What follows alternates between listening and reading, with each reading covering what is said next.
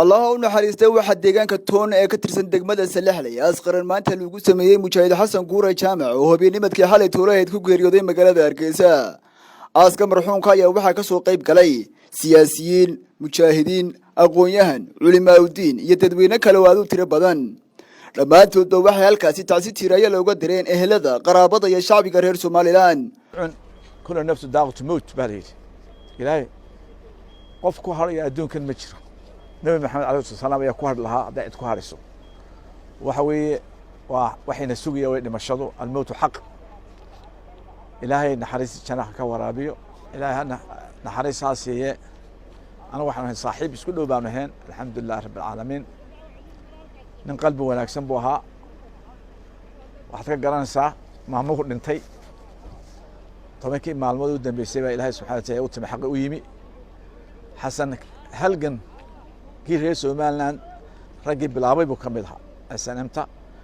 هلجن كي يقولي كجرة أي هاي ما أنت حق ويمي حسن وحها دتكي غير هرجيسة ودن بيجي الرحم كي جراني اسمه حدنين كي رئيس ومالنا هرجيسة إنا لله وإنا إليه راجعون إنا لله وإنا إليه راجعون halkan maanta waxaan ku aasaynaa Mujaahid Xasan Guure Jaamac oo ah raggii nabadda Soomaaliland aasaasay raggii waddankan u soo halgamay nin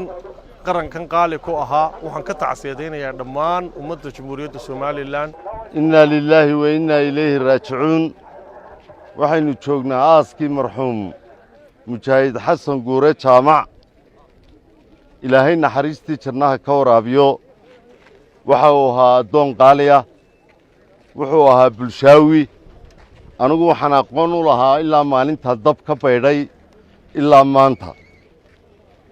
maalintii uu quraanka dhameeyay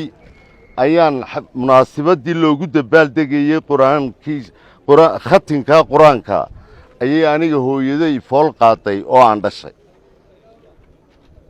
maalintaa wixii ka dambeeyay Xasan Guure waan aqaanay ilaahay naxariistii jannaha ka waraabiyo wuxuu ahaa nin halgamaaya wuxuu ahaa nin u doodo dadka jilicsan iyo dadka dulman ilaahay ha u naxariisto ilaahay naxariistii jannaha siiyo ilaahay ehelkii asxaabtii iyo qaranka Soomaaliland ba ilaahay samri iimaan ka siiyo waxaynu maanta halkan joognaa aaskii marxuum Xasan Guure Jaamac oo ahaa haliyey qaran wuxuu ka baxay ummadda af Soomaaliga ku hadashay iyo reer Soomaaliland ilaahay naxariistii jannaha siiyo waa bil Ramadaan waa leeylatul qadrigii min ku jiraa waqtigiisii ilaahay baa u dooray waqtigii wanaagsanaa waxaan leeyahay ilaahay ha u siyaadiyo darajo ka badan ummaddan wuxuu ku lahaa abaal badan xasan wax aad u badan ayuu ku lahaa taariikhdii halgankiina raggii ugu qiimo badnaa ayuu ahaa kaalintiisa way nagu bannaan tahay insha Allah waynu dadaalaynaa waynu u ducaynaynaa gidigeen ehelkii iyo qaraabadii mujaahidiintii intii garanaysa asxaabtiisii waynu u ducaynaynaa Allah yarxamur raaximiin ilaahay naxariista janna ka waraabiyo ducu maanta inooga baahan yahay ilaahay cadaab qarqi iyo cadaab karaba loo fududay kullu man calayha fan ويبقى وجه ربك ذا الجلال والإكرام وكل إفكيه ماها نجاشية ملها والوجي ردحيا أنا أفصمالي عن كذا ورمو ما هيو أفصمالي يجوا بجاري هنا وناقيس كشة كين كرام وحلينا هذا أوليد أما الضمان إلهي يقولون أكثر ويدون ثاني مرة ثان وذي إلهي بقى وناقيس كل شيء لا تحسبن الذين قتلوا في سبيل الله مواطن ان مركا حسن الدون الهي وناكسن بورتها ان الله وانا اليه راجعون حسن وحبك شيكين واي تاريخ دي حسن وحله الهي هو نحريستو الهي عذاب قبري هو فديو الهي حسابته هو فديو الهي جنة فردوسها كورابي كل نفس ذائقة الموت waxaan maanta u taaganahay geeridii حسن ورنتي ها حق دير كي كواد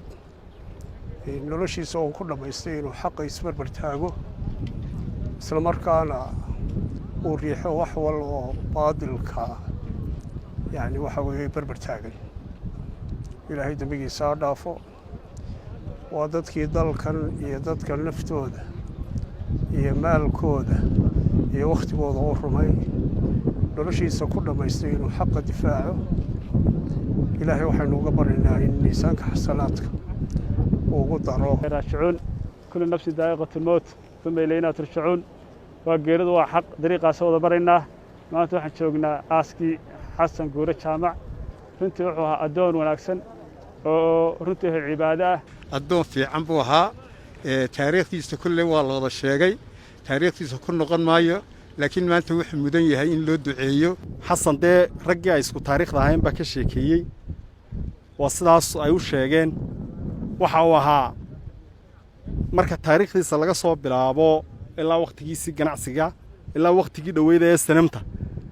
ninkaa wuxuu ahaa xitaa waqtigaa ee sanamta lagu jiray wuxuu ka mid ahaa ragga aan la xaman buu ka mid ahaa dadka reer Somaliland oo ka taxseedeynaa wuxuu ahaa nin geeska Afrika oo dhan laga yaqaan xasan guure wuxuu ahaa odayaasha Somaliland nabadeedii ka soo shaqeeyay maalinta uu dhintay baad runtii ka garanaysaa ilaahay waxaanu ka baryaynaa inuu ilaahay ehelkiisii iyo waxa way samiriye iimaan uu ka siiyo Somaliland ma adduunka dhan buu ka mujaahid buu guurti buu wax garad buu waxa ahaa midharka inagu jira ee arrinkiisa wax ku taraya in xaris janaha ka waraabiyo marxuum mujaahid oday siyaasi xasan guure jaamac waxaynu maanta joognaa aaskii Allah u naxariistay xasan guure jaamac oo ahaa mujaahid ahaa siyaasi ahaa oday dhan walba Allah u naxariistay xasan waa ahaa xasan yar iyo weyn xasan guure nin mujaahida oo weyn oo qaali ah oo ummadda Somaliland magac iyo maamuusba ku leh ayuu ahaa ilaahay wixii ummadan soo qabtay iyo khayrkii uu ka soo shaqeeyay walaaltinimadii iyo nabadeyntii uu ka soo shaqeeyay ilaahay xasanaad ha ugu bedelo ilaahay waxaan uga baryaynaa subxaanahu wa ta'aala xasan guure kuwa guuleystay jannatul firdaws galay ilaahay inuu ka yeelo dibudhiskii Somaliland qayb laxad ka qaatay nabadeynta iyo walaalaynta iyo horumarinta qayb laxad ka qaatay wuxuu ka soo jeeday qoys ballaaran oo qiimo iyo qaaya leh